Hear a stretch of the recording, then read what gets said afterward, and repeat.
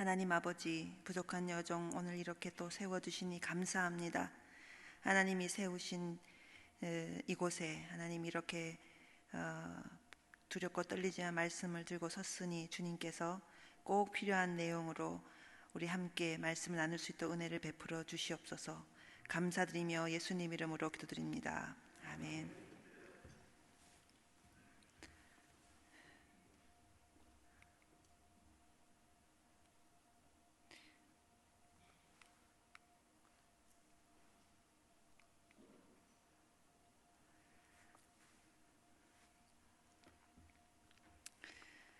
저는 코로나 바이러스로 저희 언니를 하늘나라 보냈습니다. 저는 3년 전에 저희 남편을 이미 하늘나라로 보낸 경험을 했기 때문에 사실 죽음이 얼마나 우리 가까이 있는지를 잘 알고 있습니다. 남편은 발병 사실을 안 지 2달 반 만에 갑작스럽게 세상을 떠나섰습니다. 저는 그 시간을 제 인생에서 빼버리면 좋겠다라는 생각이 들 정도로 깜깜한 암흑의 시간이었다고 기억을 합니다. 아직도 남편이 투병을 했던 그 병원은 제가 지나가지 못하고 있습니다. 이렇게 가장 가깝고 사랑하는 가족을 갑자기 보낸 지 3년밖에 되지 않았는데 어이없이 지난 3월에 또 한 사람의 가족을 하늘나라로 보냈습니다. 그때나 지금이나 늘 느끼는 것이 있는데 삶과 죽음이 이렇게 서로 있다라고 하는 사실입니다. 우리가 살아있는 것 같지만 사실은 살아있는 것이 아니고 우리가 죽을 것 같지만 또 하나님이 살리시면 삶과 죽음은 이렇게 서로 다 있다라고 하는 것입니다. 오늘 제가 여러분에게 여러분 교회에 초청을 받아서 말씀을 함께 준비하면서 오늘은 간증의 이야기를 좀 하려고 합니다. 먼저 제가 대구에서 있었던 일을 좀 나눠드리도록 하겠습니다.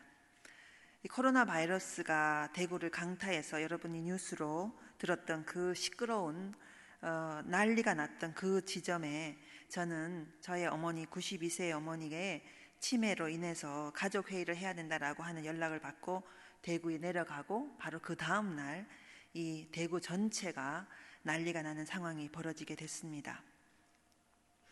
집단 발병이 일어났다. 그러면서 하루가 다르게 여기저기 건물이 폐쇄가 되고 새로운 확진자들이 들려오고 그럴 때마다 도시는 점점 더 완벽하게 이제 스산하게 바뀌어가는 것을 지켜볼 수 있었습니다.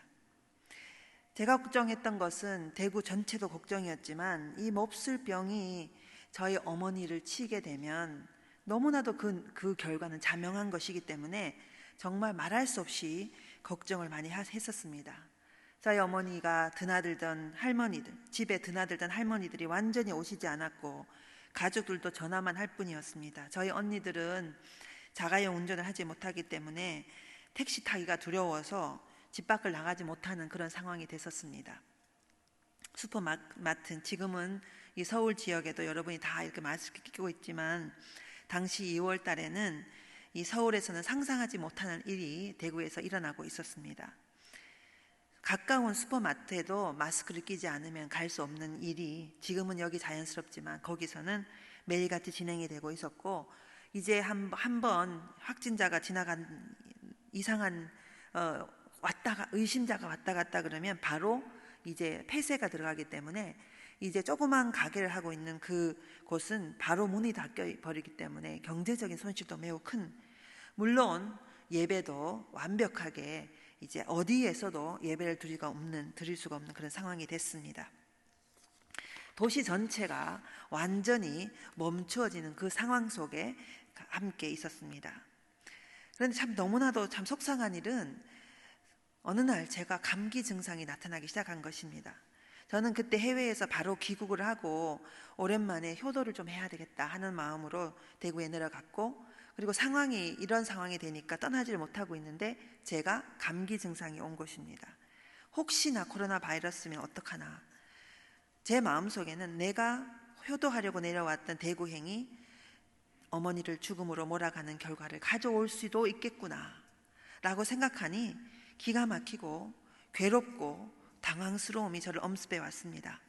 그저 제가 할 수 있는 것은 자가격리 뿐이었는데 아무리 소독을 여기저기 하고 마스크를 끼고 집 안에 있으면서 24시간 마스크를 끼고 있고 공간을 따로 하고 있고 식사를 따로 한다 해도 완벽한 격리를 할 수가 없는 상황이었습니다.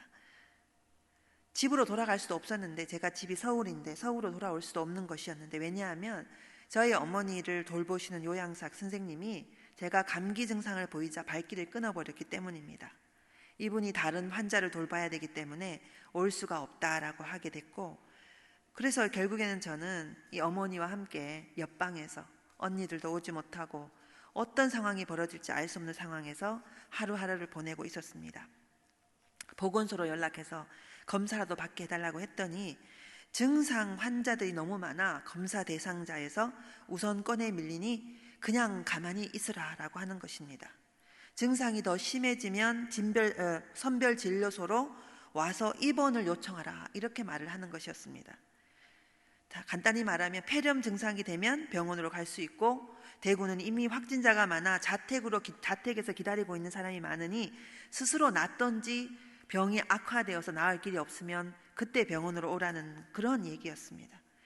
정말 기가 막힌 상황이었습니다. 한 번도 경험하지 못했던, 그래서 매일같이 새로운 뉴스가 나오고 매일같이 병원이 새로 지정되는 그 지점에 아무것도 할 수 없는데 옆방에 누워있는 어머니를 내가 사지로 몰고 있는 것이 아닌가, 내가 여기 왜 왔던가, 온갖 생각이 다 들면서 저는 그저 스스로 낫기를 바라는 마음으로 면역력을 길러야 되겠다 기도하며, 아무것도 할 수 없는 그 사이에 정말 누구에게 피해를 주지 않으려고 하는 그 마음으로 하루하루를 지내고 있었습니다.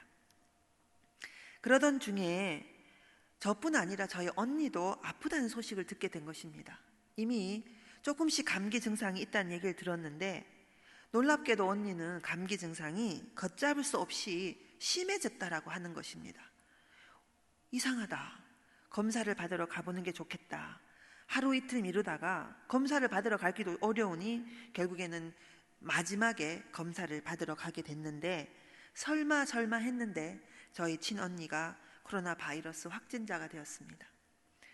뉴스로만 듣던 코로나 바이러스가 저희 가정에 이렇게 침입했다는 것은 정말 믿을 수가 없는 일이었습니다.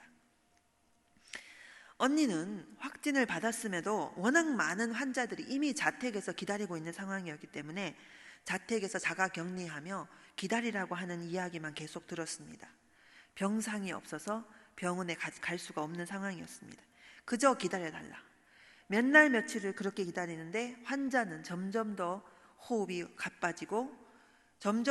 가빠지면서 의식이 약해지기 시작을 하는 것입니다. 아무것도 못하고 3, 4일을 지나면서 급속도로 진행이 되는데, 어쩔 줄을 몰라 하는 형부는 관계자에게 전화해서 이렇게 호소했습니다. 선생님, 죽더라도 링거 한번 맞고 죽어야 되지 않겠습니까? 치료 한번 못 받고 죽게 할 수는 없지 않습니까? 선생님, 구급차에는 산소호흡기라도 있지 않습니까? 그거라도 맞게 해주세요. 119 구급차를 결국에는 불러서 이송을 해달라고 했는데, 여러분 TV에서 보는 대로 이렇게 완벽하게 장비를 씌워서 환자를 그 집에서 끌고 나왔는데 갈 병원이 없어서 한참 기다리다 도로 집으로 돌아왔습니다. 그 일이 있은 다음에 그날 저녁에 다시 또 상황이 위급해져서 다시 119를 불렀고 환자를 싣고 다시 차를 타고 기다리고 있는데, 구급차 안에서 산소호흡기에 의지한 채 병상이 마련되기를 기다리며 병원 앞에서 몇 시간을 마냥 기다리게 됐습니다. 내리지 않겠습니다. 내릴 수가 없습니다. 산소호흡기라도 할 수 있게 해주십시오. 참 고맙게도 구급대원은 걱정 마세요. 제가 밤새 여기서라도 기다릴 테니 병실이 날 때까지 기다립시다. 그렇게 해서 그 밤을 기다리며 시간을 보내고 있었습니다. 그때쯤에 제가 통화를 하게 됐는데 형부가 제게 이렇게 말을 하는 것입니다. 처제, 구급차 안에서 산소호흡기를 대고 있으니 안심이 되네. 언니가 이제 좀 마음이 놓이나 봐. 산소호흡기라도 붙여놓고 있으니 5일이라도 이렇게 대기할 수 있을 것 같아. 그렇게 밖에서 그날 밤을 기다리고 있었는데 정말 기적같이 병상이 마련이 됐고 병원에 입원할 수 있었습니다. 입원한 지 1시간만, 밤 11시, 12시가 넘은 시간이었는데 급하게 형부로부터 전화가 왔습니다. 의사의 말이 상태가 이미 심각해져서 병을 앓은지 제가 기억하기로는 5일도 되지 않았는데 희망이 없어 보이니 연명치료를 할지를 결정하라라는 통보를 받게 됐습니다. 하늘이 무너지는 것입니다. 가벼운 감기 증상으로 아프다는 말을 들은 지 불과 며칠 안 됐는데 믿을 수 없는 상황이 일주일 만에 벌어진 것입니다. 저희 큰언니는 일주일을 채우지 못하고 하늘나라로 갔습니다. 임종의 시기가 다가오면서 이미 병원으로 들어가는 순간 가족과 격리가 됐고 급하게 구한 전화기로 병실 안으로 들여보내줘서 간호사에게 전화기를 전달하고 마지막 작별 인사를, 제가 남편을 그렇게 보낸 적이 있기 때문에 어떻게 해야 되는지 잘 알려줬습니다. 그래서 언니의 귀는 아직 열려 있으니 가족들에게 작별 인사를 하십시오. 다시 만날 날을 기억하며 작별 인사를 하십시오. 전화기 너머로 들려오는 가족들의 눈물 섞인 마지막 작별 인사를 언니는 들으면서 고요하게 주님의 품으로 떠났습니다. 사실 코로나 바이러스가 약자를 먼저 공격한다는 말을 들을 때 저는 그냥 그런가 보다 했습니다.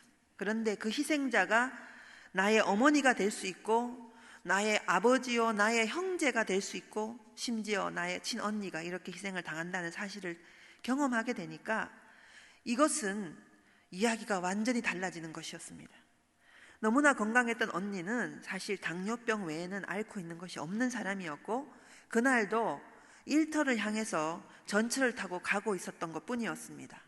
하필 그때에 코로나 바이러스가 대구를 집단 감염을 했다라고 하는 그 현장이 언니의 집 근처였고 아마도 그날 전철을 타고 지나가면서 그 균을 아마 접촉을 했던 것 같습니다. 그냥 착하게 소시민적 삶을 살아가는 신앙 좋은 권사님이 너무나도 어이없이 그리고 그 가족이 갑작스럽게 비극의 피해자가 된 것입니다. 단순히 환자와 그 가족의 문제만이 아니고 이후에는 이 집단 전체가 패닉 상태가 되면서 이 혼란의 시기가 되니까 사람들은 누군가를 원망하고 싶어 하게 됩니다. 집단 전체가 패닉 상태에 빠지게 되면서 여러 가지 언론을 통해서 누군가를 공격하고 싶어 하고 누군가를 이 사태의 책임자로 돌리고 싶어 하는, 그래서 이 상황이 정상적인 반응을 하기 어려울 정도로 우리 모두를 공격하게 하고 우리 모두를 피해자로 만들고 우리 모두를 가해자로 만들게 하는 그런 상황에 우리는 지금 직면하고 있습니다. 이럴 때에 우리는 뭘 할 수 있을까? 제가 오늘 여러분과 함께 갑자기 사라졌네요. 네, 이게 잘 할 줄 몰라서 제가 오늘 여러분이랑 같이 생각해 보려고 하는 것은, 저는 선교학을 가리키는 사람으로서 어떻게 이럴 때에 선교라는 것을 할 수 있을까? 복음을 전한다는 것을 할 수 있을까? 저는 제 삶으로 그 경험을 직접 하면서 여러분과 함께 몇 가지로 생각해 보려고 합니다. 첫 번째로 여러분하고 나누고 싶은 얘기는, 특별히 고난의 시기에는 복음을 삶으로 보여줘야 한다는 것입니다. 수도사인 아시시의 여기 보면 아시시라는 곳에서 수도사의 삶을 살았던 프란시스코라는 분이 있는데 이분이 이런 말을 했습니다. 참 너무너무 깊은 말입니다. 언제나 복음을 전파하십시오. 그리고 혹시 필요하면 말을 사용하십시오. 이 말은 전도라고 하는 것, 복음을 전파한다고 하는 것이 결국에는 말로 표현하는 그 순간은 아주 작은 순간이고 사실은 삶으로 우리의 몸 전 존재로 항상 전파하는 그 순간에 삶으로 보여주는 순간이 대부분이고 아주 짧은 순간에 언어가 필요한 순간에 언어로 할 수 있는 순간이 오게 된다, 이런 의미입니다. 저는 이번 이 사건을 통해서 특별히 고난의 시기에, 우리가 지금 겪고 있는 이 고난의 시기에 우리가 해야 되는 복음 증거의 사역은 삶으로, 행동으로 그리스도를 드러내는 기회의 시기에 우리가 살고 있다, 이렇게 생각을 하게 됐습니다. 복음은 고난이라고 하는 옷을 입고 나타나게 됩니다. 사랑하는 여러분, 이때가 아니면 진짜 복음이 무엇인지를 사실은 보여줄 수 있는 기회가 어쩌면 많이 없을 수 있습니다. 그런데 오히려 이때에 우리는 복음이 무엇인지 삶으로 제대로 보여줄 수 있는 시기가 온 것입니다. 우리 그리스도인은 삶으로, 행동으로 복음을 보여줘야 되는데, 오늘 이 본문에 보면은 질문을 일으키는 삶이 왜 먼저 온유와 두려움으로 대답할 기회를 얻게 되는 사람들이 복음 증거를 하기 전에 먼저 우리의 행동이 사람들에게 질문을 일으키게 해야 된다 하는 것에 대해서 좀 말씀드리려고 합니다.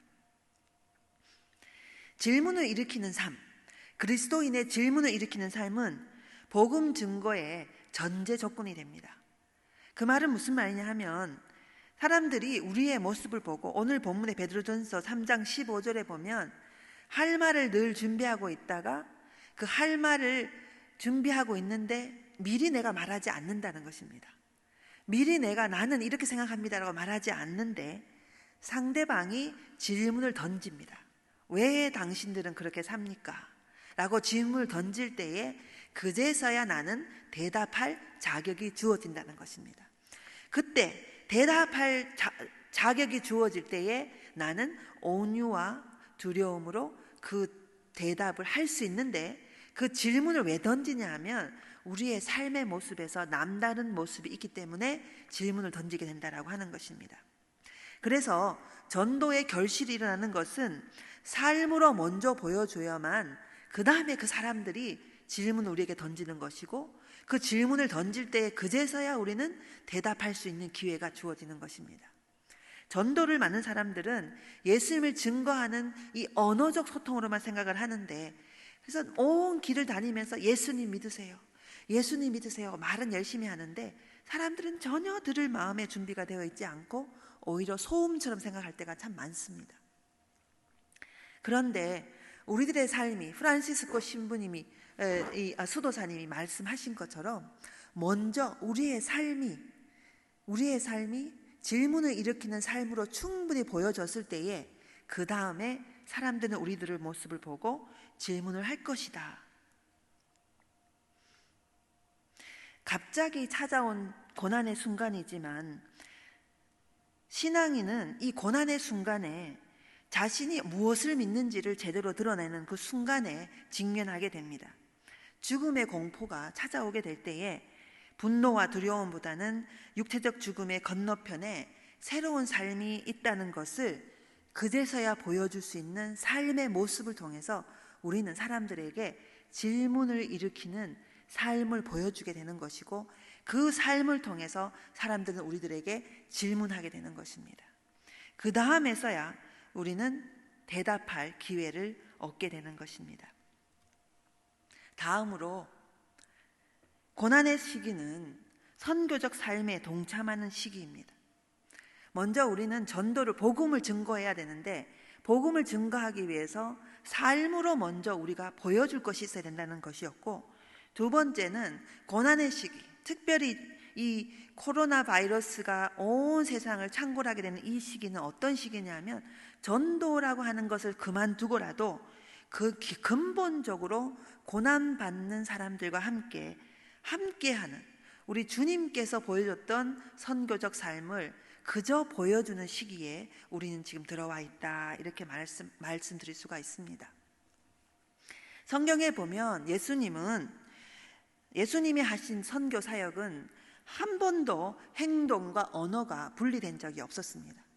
예수님이 하신, 특별히 마가복음 9장에 보면 하나님 나라를 선포하셨다고 그러는데, 하나님 나라를 선포하시고 하나님 나라를 무엇인지를 가르쳐 주시고, 그리고 하나님 나라를 경험하기 위해서 병자를 고치시고 귀신을 쫓으시고, 이 모든 것이 다 연결되어 있었습니다. 예수님이 하신 모든 가르침과 예수님이 하시는 모든 그 내용은 사실은 하나님의 나라를 보여주고 살게 해주고 그거를 경험하게 해주는, 그래서 예수님의 선교는 진짜 이게 다 연결되어 있다라고 말할 수 있습니다. 그렇기 때문에 우리의 선교도 철저하게 행동과 언어가 분리되지 않아야 하는 것입니다. 말은 이렇게 하는데 우리의 행동이 다르게 말할 수가 있는 것이 아니라고 하는 것입니다.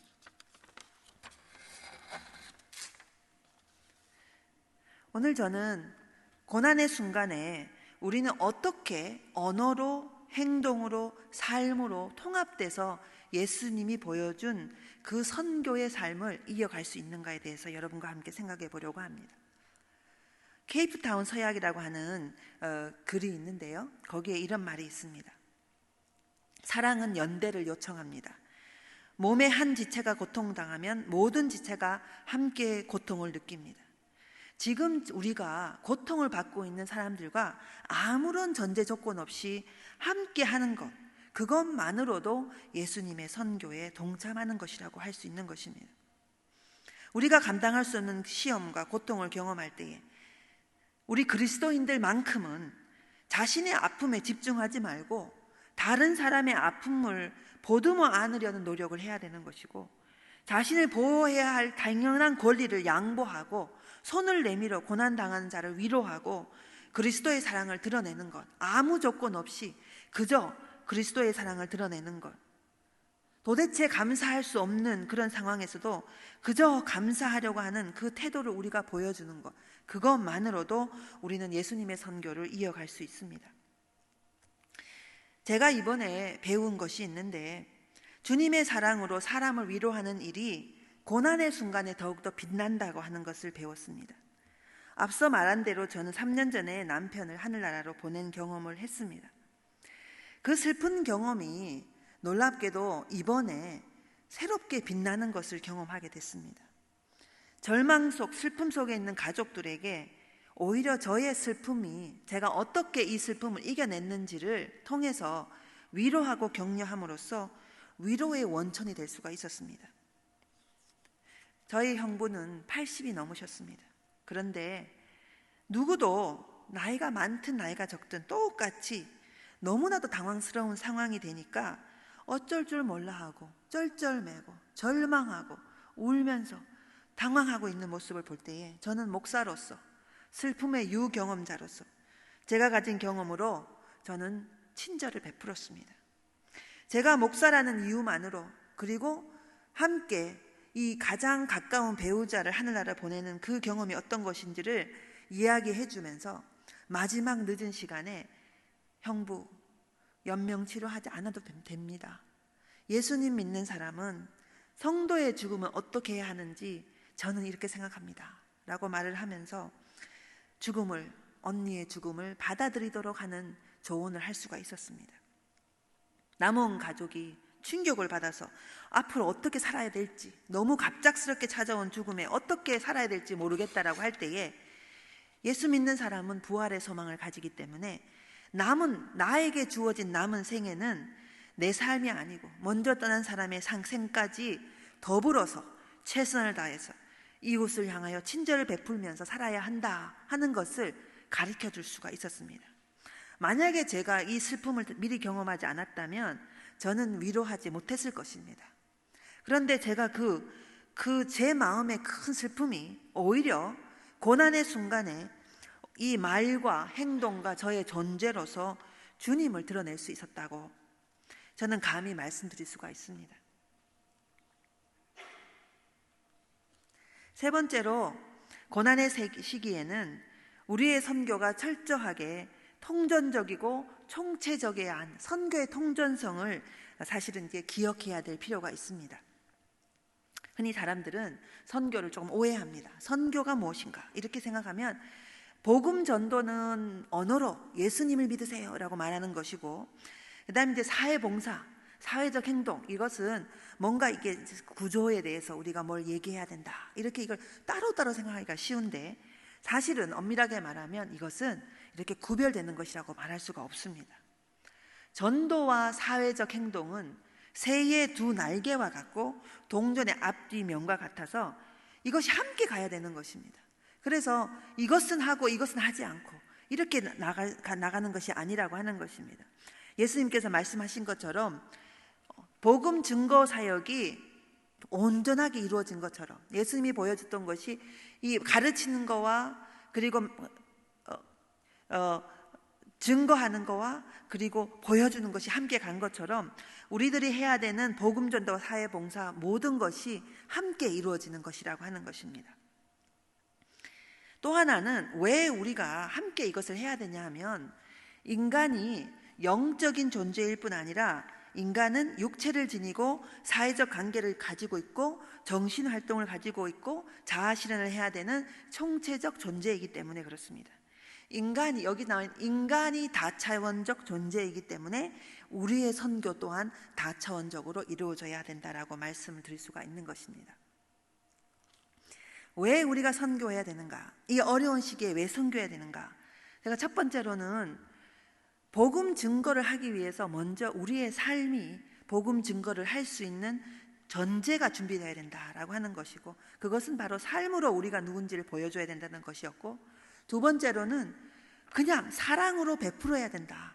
고난의 시기에는 다른 이유 없이 무조건 사랑으로 베풀어야 된다는 것이고, 세 번째로는 우리 존재 자체가 인간 이해가 이렇게 통전적이고 다차원적이기 때문에 이러한 때에 함께 이루어져야 된다는 것을 말씀을 드립니다. 네 번째로 마지막으로 모든 경험은 서로 연결되어 있다, 이렇게 말씀을 드리고 싶습니다. 제가 3년 전의 경험을 다시 한번 조금 더 돌아가서 여러분과 나누려고 합니다. 사실 저한테는 굉장히 큰 슬픔이고 어려운 일이었습니다. 그런데 제가 이것을 이겨낼 수 있는 하나의 사건이 있었습니다. 물론 그것은 한 번의 사건은 아니고 지속적으로 일어나는 여러 가지 사건을 통해서 제가 그 아픔에서부터 일어나게 했던 그 내용이 사실은 있었습니다. 가장 결정적인 경험이 남편이 하늘나라 간 이후에 2월 달에 하늘나라로 갔는데 부활절 날, 그리고 4월 둘째 주 부활절 날 있었던 경험 때문이었습니다. 4월 둘째 주에 3월 달에 제가 미국에서 남편이 목회하던, 남편은 개척교회 목회자였는데 그 남편이 목회하던 그 교회에 저는 남편과 지리적으로 떨어져서 한국에서는 장신대 교수로 일을 하면서 방학이면 미국에 가서 가족과 함께 지내는 아주 특별한 삶을 사실은 10년 동안 살고 있었습니다. 그래서 남편의 죽음을 막상 맞닥뜨리게 되니 제 마음에 찾아오는 괴로움이 말할 수 없이 컸습니다. 죄책감과 내가 왜 이렇게까지 했던가라는 그런 괴로움이 저를 사로잡아 사실 깊은 좌절감과 우울감, 그리고 하나님에 대한 원망이 컸었습니다. 그런데 제가 이제 3월 달이 되면, 2월 달이 그렇게 남편 장례를 다 마치고 3월 달이 됐는데 저희 남편이 개척했던 그 교회에 저희 남편의 친구 목사님이 그 교회를 이어서 목회하게 됐습니다.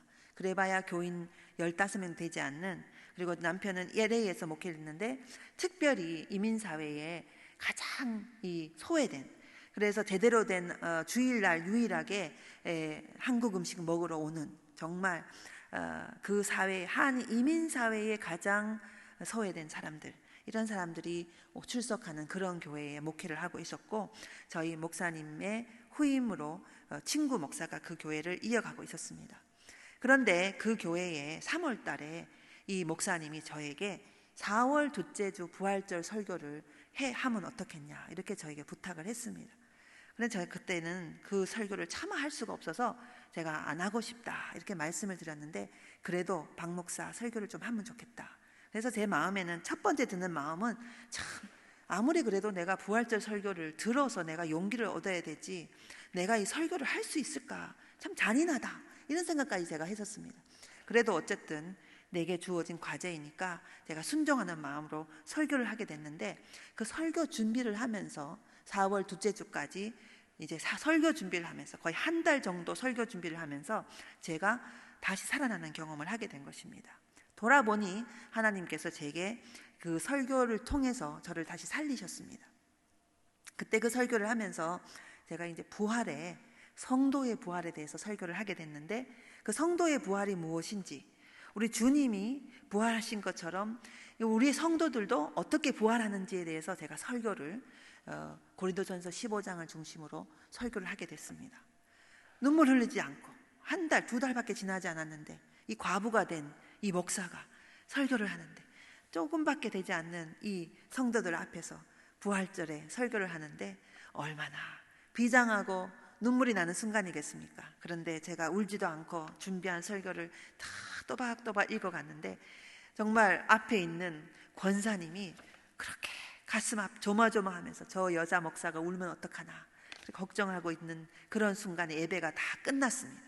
그리고 설교가 끝난 다음에 예배가 다 끝나고 이 권사님이 90이 다 된 권사님이 뛰어나오면서 저의 손을 잡고 목사님이 그렇게 멀쩡한 게 목사님 힘으로 멀쩡한 것 같지요? 아닙니다. 그분이 기도하는 중에 하나님의 내면적 어떤 그 깨달음을 주신 것 같아요. 하나님께서 목사님을 꼭 붙들고 땅에 발이 닿지 않도록 붙들고 계신다는 그 하나님의 깨달음을 주셔서 이 어려운 시간을 지나가게 하신다. 제가 제 설교를 했지만 오히려 그 설교 끝난 다음에 그 권사님의 말씀에 저는 더 큰 위로를 받았습니다. 그때부터 저는 예수 믿는 사람은 그냥 죽음이 아니구나 하는 것을 알게 됐고, 죽음 너머에 새로운 부활 이후에, 다 죽음 이후에 하나님의 그 부활하는 날에 우리를 다시 일으켜 세우는 그날에 우리는 어떻게 되든지 주님을 다시 만나고 이별했던 사람과 다시 만난다 하는 사실을 다시 확인하게 되면서 이제 예수 믿는 사람의 죽음을 새롭게 알고 있었지만 다시 새롭게 해석하게 된 것입니다. 그 경험이 있었기 때문에 3년 전에 그 경험 때문에 바로 지난 3월에 저는 저의 가족들에게 똑같이 다시 격려하며 두려워하지 말자. 그리고 그 가족들에게, 직계 가족들에게, 슬퍼하는 그 가족들에게 두려워하지 마라. 그리고 기쁜 마음으로 보내주자. 기쁜 마음으로 천국으로 보내주자. 다시 만날 날을 기약하자라고 제가 권면할 수 있었습니다. 모든 경험은 서로 연결되어 있습니다. 하나님께서 제가 3년 전에 그 경험들이 어떻게 차곡차곡 쌓여서 나를 오늘 만들었는가, 그리고 다시 이 지점에 그 3월 달에 하나님이 나를 그 경험을 통해서 어떻게 사용하시는가. 그래서 사람들이 왜 당신은 슬퍼하지 않습니까? 질문할 때에 저는 이런 이유 때문에 온유와 두려움으로 답변 드릴 수 있습니다 라고 말할 수 있게 됐다라고 하는 것입니다. 저는 현재 장신대 생활관장을 맡고 있습니다.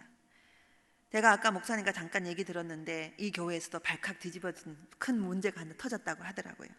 저는 장신대 생활관장을 하고 있는데 이번 학기에 기숙사 300명이 함께 생활을 하고 있습니다. 모든 서울 시내 모든 학교가 학생들을 기숙사에 두지 않는데 우리는 전국에 서울 시내에 있는 교육자들, 우리 전도사로 일하고 있는 사람이 많기 때문에 그들의 사역을 돕기 위해서 300명이 넘는 숫자가 기숙사에 살고 있다 보니까 언제 어떤 일이 터질지 알 수 없는 문제의 심각성이 있습니다. 그러다 보니까 이번 학기 내에 비상 상황이 정말 제가 기억만 하더라도 적어도 4-5번이 있었습니다. 갑자기 확진자, 갑자기 열이 났다. 그러면은 시도 때도 없이 밤 12시에 비상 상황이 벌어지면 너무나 놀라서 당황해서 어쩔 줄을 몰라 하면서 어떻게 반응해야 될 줄 몰라서 거기에서 사람들이 난리가 나는 것이죠. 제가 마침 생활관장인데 제가 돌아보니 대구에서의 그 경험이 오늘 이 나의 책임을 감당할 수 있도록 아무도 그 경험을 한 사람이 없는데, 장신대 안에서 교수도 학생도 직원도 아무도 그 경험을 한 적이 없기 때문에 어떻게 대응해야 될지 모르는데, 이때는 이렇게 해야 됩니다. 저 때는 저렇게 해야 됩니다. 확진자가 발생하게 되면 어떻게 해야 됩니다. 이런 것들을 통해서 저는 하나님 앞에 새롭게 또 쓰임을 받는 이번 학기가 되었습니다. 대구에서의 그 경험은 이제 다시 또 다르게 저는 이 서울의 현장에서 섬길 수 있도록 하나님께서 저를 이끄셨습니다. 결국 우리는 과거의 경험에서 새로운 현재로 이어지고 그 현재는 다시 새로운 미래로 이어지며 그 이어짐 속에 우리는 선교적 존재로 하나님을 드러내는 삶을 살게 되는 것입니다. 이 모든 것은 하나님이 어떤 분이신지 그리스도인의 삶을 통해서 하나님을 보여지기 위해서 하는 일입니다. 작은 불편함 때문에 속상해하거나 불평하거나 할 필요 없습니다. 적극적으로 응답하며 하나님의 사람들을 돌보고 하나님의 사람이 아닌 사람들을 돌보는 일을 통해서 선교적 삶을 살 수 있는 것입니다. 선교적 삶이라고 하는 것은 나의 현재에 주님이 보여주시는 것, 그리고 사람들이 우리를 통해서 그 주님이 보여주시는 것을 실행함을 통해서 우리를 통해서 주님이 보여지게 되는 것, 그것이 선교적 삶입니다. 그러므로 결론적으로 저는 여러분에게 이렇게 말씀드리고 싶습니다. 아픈 경험 속에 머물러, 여러분이 지금 경험하고 있는 속상한 경험 속에 머물러 슬퍼하지만 말고, 바라기는 또 다른 아픔의 현장, 혼돈과 아픔과 절망의 현장으로 흘러가시기를 바랍니다. 그리고 하나님의 이름을 높이고 언어와 실천을 통해서 선교적 존재로 살아가는 것, 이것이 지금 코로나19 사태에 선교적 존재로 살아가는 우리가 해야 되는 일이라고 우리 주님께서 오늘 말씀 통해서 말씀해 주십니다. 기도드리겠습니다.